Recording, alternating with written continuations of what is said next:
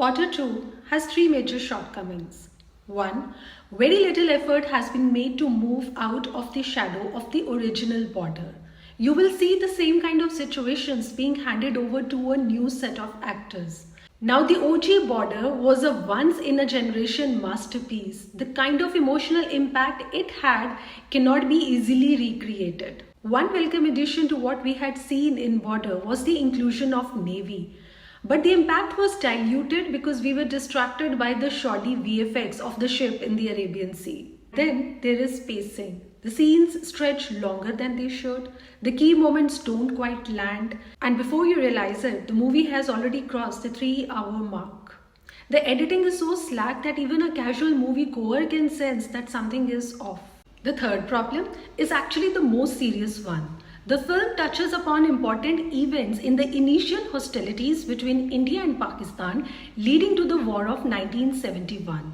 That is, Battle of Basanta, Battle of Punch, Operation Genghis Khan and the defense of INS Khukri. But all of these come across as isolated episodes. There is no coherent thread binding them all together. You never quite feel the weight of what this war actually meant. The War of 1971 was a glorious chapter in India's military history. This would have been cinematic gold. The intent is there, the sincerity is there, but intention alone cannot be enough when you're telling a story this big. Now this makes me curious about the depth of research that went into the making of this film.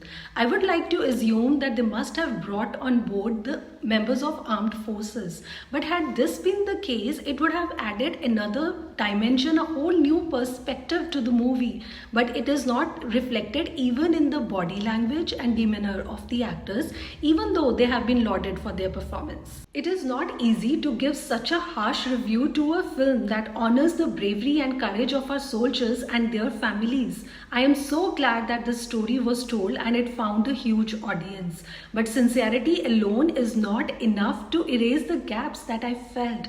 Why did it have to be so high octane and so heavily dependent on thunderous dialogues that the fine art of storytelling was lost in the process? Whether you agree with me or not, I'd like to know how you felt about the film. Drop your thoughts in the comments below and keep following Filmland Fables for more conversations like this.